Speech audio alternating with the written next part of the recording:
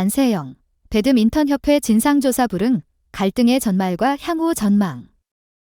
2024년 8월 20일 최근 대한민국 배드민턴의 스타 안세영, D12, 이 배드민턴협회 진상조사위원회의 요청에 불응하면서 새로운 갈등의 국면이 열렸습니다. 안세영은 협회의 조사 요청에 대해 개인 일정을 이유로 불참하겠다는 의사를 전달했으며 이는 배드민턴계의 큰 이슈로 떠오르고 있습니다. 진상조사위원회는 배드민턴협회가 자체적으로 구성한 조사기구로 안세영이 파리올림픽 여자 단식에서 금메달을 수상한 이후 제기된 부상관리와 훈련 지원 등에 대한 불만을 다루기 위해 설립되었습니다. 조사위원회는 지난 16일 첫 회의를 열어 김학균 감독을 포함한 대표팀 지도자들을 조사한 뒤 다음 회의에서 국가대표 선수들의 의견을 듣겠다고 밝혔습니다. 그러나 안세영은 이 회의에 참석하지 않았고 현재까지도 조사위원회와의 일정 조정이 이루어지지 않고 있습니다. 안세영의 불참은 협회 내부의 갈등을 더욱 부각시키고 있으며 선수와 협회 간의 신뢰 문제를 심화시키고 있습니다. 조사위원회는 안세영의 의견을 직접 듣는 것이 중요한 만큼 다시 일정을 조정해 안세영과의 대면을 시도할 계획이라고 전했습니다. 안세영은 최근 기자회견에서 조사위원회와의 회의에 참석하기 어려운 개인적인 사정이 있다며 이번 일에 대한 충분한 이해와 협력의 자세를 가지고 있다고 밝혔습니다. 문화체육관광부는 배드민턴협회가 이사회 의결 없이 진상조사위원회를 구성한 점에 대해 절차적 문제를 제기했으며 이로 인해 배드민턴협회는 문체부와의 협의를 통해 진상조사위원회의 운영 방안과 합동조사 여부 등을 논의할 예정입니다. 문체부의 개입은 이번 사태를 해결하기 위한 중요한 변수로 작용할 것으로 보입니다. 안세영은 최근 장미란 문체부 2차관과 비공식 면담을 진행했으며 20일 개막된 일본 오픈 대회에는 무릎 부상 등을 이유로 출전하지 않기로 결정했습니다. 이는 그녀가 현재의 상황에 대해 신중하게 접근하고 있음을 시사하며 향후 그녀의 대회 일정 및 국가대표팀과의 관계에 대한 재조정이 필요할 것으로 보입니다. 이번 갈등은 단순한 개인적 불만을 넘어 배드민턴협회와 국가대표 선수들 간의 관계와 신뢰를 시험하는 중요한 사례가 되고 있습니다. 안세영의 불참은 협회 내부의 문제를 드러내는 동시에 선수와 협회 간의 소통 부족이 문제 해결에 큰 장애물이 될 수 있음을 보여줍니다. 향후 배드민턴협회와 안세영 간의 대화와 협력이 필요하며 양측 모두 문제 해결을 위한 진지한 노력을 기울여야 할 시점입니다. 배드민턴계는 이번 사태를 통해 선수와 협회 간의 관계를 재정립하고 보다 건강한 스포츠 환경을 조성하기 위한 노력이 필요합니다. 이 과정에서 문체부의 역할과 조정이 중요한 만큼 모든 이해관계자들이 원만한 해결을 위해 협력해 나가야 할 것입니다. 손흥민, 포스테코글루 감독의 질타에 직면하다. 최전방에서의 잘못된 판단이 문제였다. 별표 포스테코글루 감독의 날카로운 비판. 손흥민의 경기력은? 2024에서 2025 시즌 프리미어리그 개막전에서 토트넘 호스퍼가 레스터시티와 1대1 무승부를 기록한 가운데 토트넘의 엔제 포스테코글루 감독이 공격진의 경기력에 강도 높은 비판을 가했습니다. 포스테코글루 감독은 이날 경기 후 기자회견에서 공격수들의 판단 미스를 지적하며 이번 시즌 목표 달성에 차질이 생길 것을 우려했습니다.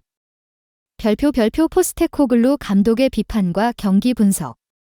영국 언론 데일리메일은 21일 포스테코글루 감독이 최전방에서의 부진이 경기 결과에 큰 영향을 미쳤다고 보도했습니다. 포스테코글루 감독은 공격 지역에서의 날카로움이 부족하고 몇 가지 잘못된 판단으로 인해 실망스러웠다고 언급했습니다. 손흥민은 왼쪽 윙포워드로 출전했지만 슈팅 1개, 유효 슈팅 공개라는 저조한 기록을 남기며 감독의 지적을 피할 수 없었습니다. 포스테코글루 감독은 경기 종료 10분 전 공격진에 변화를 줬습니다.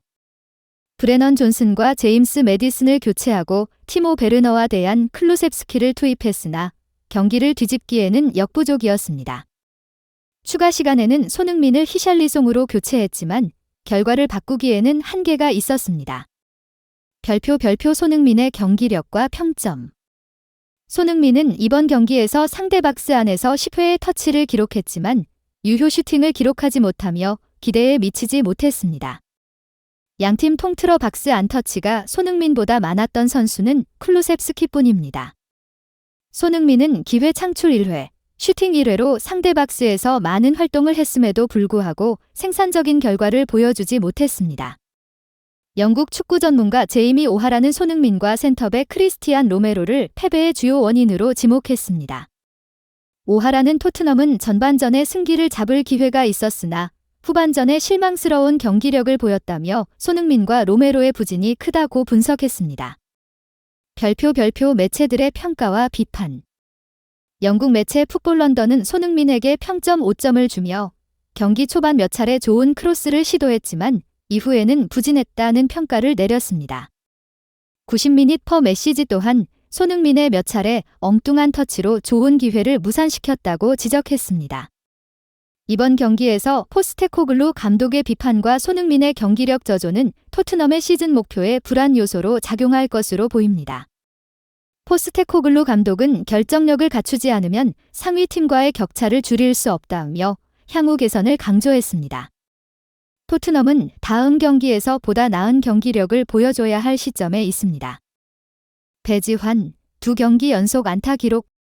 시즌 타율 0.200으로 상승. 배지환, D15 피츠버그 파이리츠, 최근 2경기 연속으로 안타를 기록하며 시즌 타율을 0.200으로 올렸다.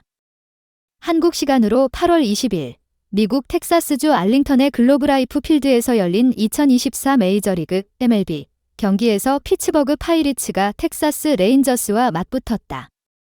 배지환은 9번 타자 중견수로 선발 출전하였고 4타수 1안타를 기록했다.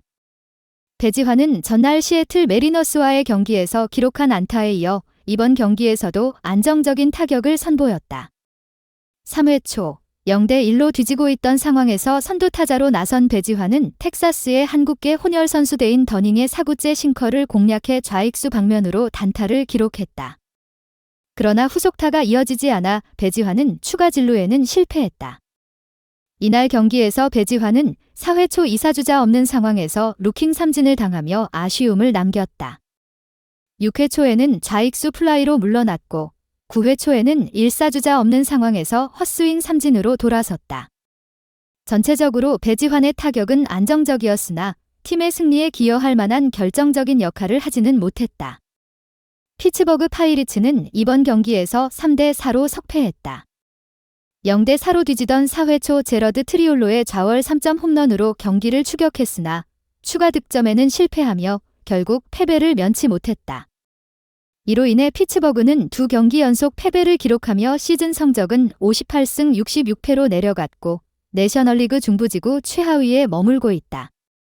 배지환의 최근 활약은 그가 메이저리그에서 꾸준한 성장을 이루어가고 있다는 긍정적인 신호를 보여주고 있다.